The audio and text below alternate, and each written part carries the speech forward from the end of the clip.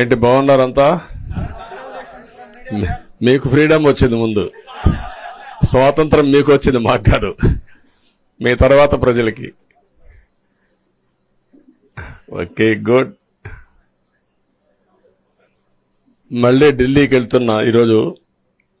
వెళ్లే మునుపు మీ అందరితో మరీ మాట్లాడకుండా పోతే ప్రజలతో మాట్లాడలేం కదా. మీతో మాట్లాడితే ప్రజలతో మాట్లాడినట్టు. ఎలక్షన్ అవుతాను, నేనంత బిజీగా ఉన్నా కాబట్టి ఒక 2 నిమిషాలు మీకు చెప్పి తద్వారా ప్రజలకు చెప్పేద్దామన్న ఉద్దేశంతో ఈ కార్యక్రమానికి శ్రీకారం చుట్టాను.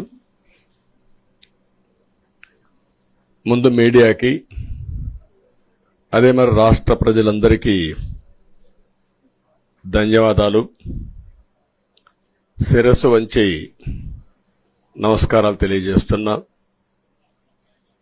ఎందుకంటే నా సుదీర్ఘమైన రాజకీయ యాత్రలో ఈ 5 సంవత్సరాలు చూసిన ప్రభుత్వాన్ని నేను ఎప్పుడూ చూడలేదు. ఒక రంగం అని కాదు, ఒక వ్యవస్థని కాదు, ప్రజాస్వామ్య వ్యవస్థలన్నీ ఏ విధంగా ఇబ్బంది పడ్డాయో, ఏ విధంగా నిర్వీర్యం చేశారో మనం అన్ని చూశాం. అయితే మా ధ్యేయం ఒకటే, ప్రజలు గెలవాలి, రాష్ట్రం నిలబడాలి. దీనికోసం ఎన్ని త్యాగాలైనా సరే చేసి మళ్లీ భావి తరాల భవిష్యత్తు కోసం ముందుకు పోవాలని చెప్పి వెళ్ళాం. నేను చాలా ఎన్నికలు చూశాం. 10వ ఎన్నిక నిన్న. అంటే ఇన్ని ఎన్నికలు చూసినా, అంటే ఎన్నికలు చూడడమే కాకుండా ఈ ఎన్నికలన్నీ at the helm of affairs ఉండి ఎప్పటికప్పుడు సమీక్షలు గాని ఇవన్నీ నిర్వహించడం కూడా చేశాం. రాజకీయాల్లో ఒడికిదుడుకులు సాధారణంగా ఉంటాయి. ఎవరు శాశ్వతం కాదు. దేశం శాశ్వతం, ప్రజాస్వామ్యం శాశ్వతం, రాజకీయ పార్టీలు శాశ్వతం, అధికారం అశాశ్వతం. రాజకీయ పార్టీలు కూడా సక్రమంగా ఉంటే మళ్లీ ప్రజలు ఆదరిస్తారు. లేకపోతే రాజకీయ పార్టీలు కూడా, చాలా పార్టీలు కనుమరుగైపోయినాయి. వ్యక్తులు కనుమరుగైపోయారు, రాజకీయ పార్టీలు కనుమరుగైపోతాయి. కానీ ఇంత హిస్టారికల్ ఎలక్షన్ నేను ఎప్పుడు చూడలా. నా జీవితంలో చాలా ఎలక్షన్స్ ఫేస్ చేసే కానీ వేవ్ కనపడేది, వ్యతిరేకత కనపడేది. కానీ ఈ ఎలక్షన్లో ఎక్కడో అమెరికాలో ఉండే వ్యక్తి ఒక 5 లక్షలు 10 లక్షలు ఖర్చు పెట్టుకొని నేను రావాలి, ఓటేయాలి, ఈ రాష్ట్రం నిలబడాలి, ప్రజలు గెలవాలి అనే ఆవేదనతో వచ్చారు. ఎక్కడో పక్క రాష్ట్రాల్లో ఎక్కడో కడుపు నిండడం కోసం కూలి పనులకైనటువంటి వ్యక్తులు, పాచి పనులు చేసుకునే వ్యక్తులు సొంత డబ్బులు పెట్టుకొని నేరుగా ఇక్కడ రైల్వే స్టేషన్లో చూస్తే, బస్టాండ్లో చూస్తే భోజనం కూడా ప్యాక్ చేసుకొని తీసుకొచ్చి ఇక్కడ భోంచేసి ఓటేసే పరిస్థితికి వచ్చారు. ఈ కమిట్మెంట్ ని ఏ విధంగా వర్ణించాలో నాకైతే అర్థం కాదు. ఏ విధంగా వాళ్ళని అభినందించాలో కూడా అర్థం కాని పరిస్థితి. అనేక ఎన్నికల్లో అనేక అనుభూతులు చూశాం. కానీ మేము అన్ని ఎన్నికల కంటే ఇది ఒక తెలుగుదేశం పార్టీ చరిత్రలో, ఆంధ్రప్రదేశ్ రాష్ట్ర ప్రజల చరిత్రలో సువర్ణాక్షరాలతో లిఖించదగ్గ ఎన్నిక. ఇది ఒక హిస్టారికల్ ఎన్నిక. ఆగస్టు క్రైసిస్ తర్వాత, ఎన్టీ రామారావు గారు పార్టీ పెట్టిన తర్వాత 83లో మేము గెలిచాం. అప్పుడు 200 సీట్లు వచ్చాయి. కొత్తగా పార్టీ పెడతానే ఎన్నికలకు వెళ్లి 9 నెలలు అధికారంలోకి వస్తే 200 సీట్లు వచ్చాయి.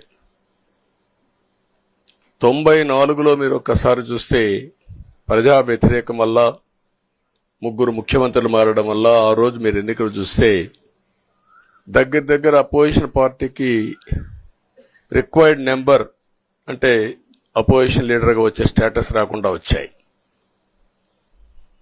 అవన్నిటిని వర్పించే విధంగా ఈసారి ఊహించని విధంగా వచ్చింది.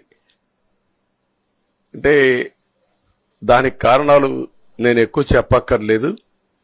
అనుభవించిన ప్రజలకే అర్థమవుతుంది. ఎప్పుడైనా సరే ప్రజాస్వామ్యంలో ప్రాథమిక హక్కు మాట్లాడే స్వేచ్ఛ. ఆ స్వేచ్ఛనే కోల్పోవాల్సి వచ్చింది. అదే కాదు, బ్రతికే స్వేచ్ఛ, ఆస్తులు పెట్టుకునే స్వేచ్ఛ, ఇవన్నీ కోల్పోయే పరిస్థితి వచ్చింది. అందుకే మీరు చూస్తే మొన్న ఎలక్షన్లో సరే ఏ విధంగా మేమందరం కలిసాం అవన్నీ మాకంటే ముందు మీకే తెలుసు. కలిసినప్పుడు ఎవ్రీ ఈవెంట్ ఇవి వేదిక నుంచే ప్రారంభించాం. అక్కడి నుంచి ముందుకెళ్ళాం. ఆ రోజు చెప్పాం, ఈ రోజు ఒకటి చెప్తున్నాం. మా ఆలోచన ప్రజలు గెలవాలి, రాష్ట్రం నిలబడాలి. అంతవరకు సాధించగలిగాం. 55.38% ఓట్లు పడ్డాయి. దీంట్లో తెలుగుదేశానికి 45.60% పడ్డాయి. వైసీపీకి 39.37% పడ్డాయి. ఇది ఊహించినటువంటి ఒక్కొక్కసారి 95,000 మెజారిటీ. ఒకప్పుడు నేను చార్మినార్ ఎగ్జాంపుల్ చెప్పేవాడిని. చార్మినార్ అంటే అక్కడ ఎంఐఎం కంచుకోట, అక్కడ ఎప్పుడు ఎక్కువ ఓట్లు వచ్చేటివి. ఆ తర్వాత కుప్పం, సిద్దిపేట పోటీ పడేటి రెండో స్థానానికి. అప్పుడు కూడా 70,000, 80,000, 50,000 కాడ ఆగిపోయేవాళ్ళం. ఈసారి 95,000, 94,000, మళ్ళా 92,000, 91,000. మంగళగిరి లాంటి కాన్స్టిట్యున్సీ 91,000 మెజారిటీ. ఏ విధంగా అభివర్ణించాలో నాకైతే అర్థం కాదనమాట. అంత ఇదెళ్లిపోయినాయి. ఇవన్నీ చూసిన తర్వాత ప్రజలు ఇచ్చిన తీర్పు మీరు చూస్తే అహంకారం, నియంతృత్వం, విచ్చలవిడితనం, ఏదంటే అది చేస్తాననుకుంటే ప్రజలు క్షమించే పరిస్థితులు లేరు. అదే ఈరోజు నిరూపించే పరిస్థితికి వచ్చారు. ఒక మాటలో చెప్పాలంటే ఈసారి వీళ్ళు చేసింది గుణపాఠం పాలకులకు కాదు, అవినీతి అహంకారంతో ముందుకు పోయే ఎలాంటి ధ్వంసకారులకైనా ఇదే జరుగుతుందని నిరూపించారు ప్రజలు. దానికి మనస్ఫూర్తిగా అభినందిస్తున్నా.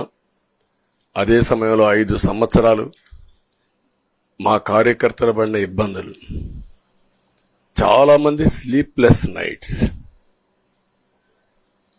కంటి నిండా నిద్రపోని పరిస్థితి.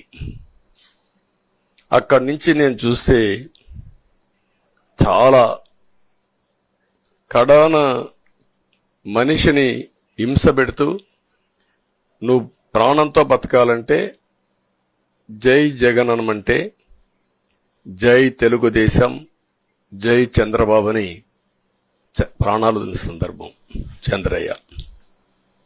ఇది తలుచుకుంటే ఆ కమిట్మెంటే, ఆ త్యాగాల ఫలితమే ఈరోజు ప్రజాస్వామ్యాన్ని కాపాడుకోగలిగాం.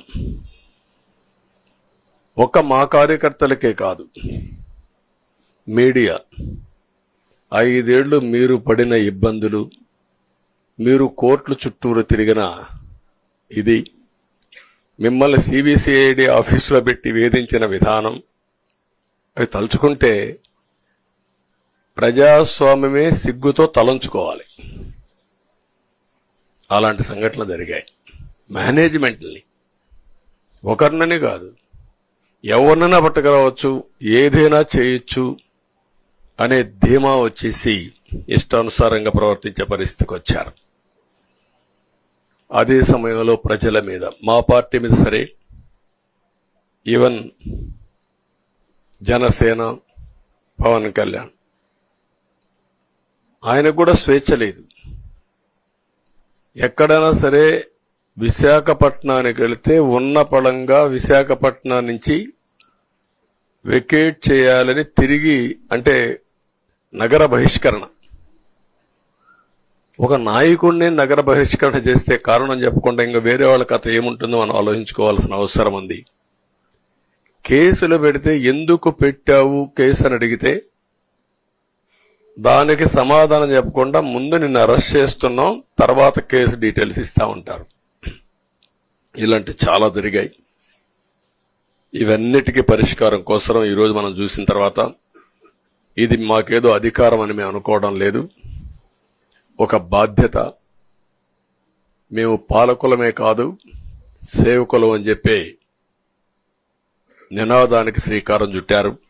ఇవన్నీ గుర్తుపెట్టుకొని పనిచేస్తాం.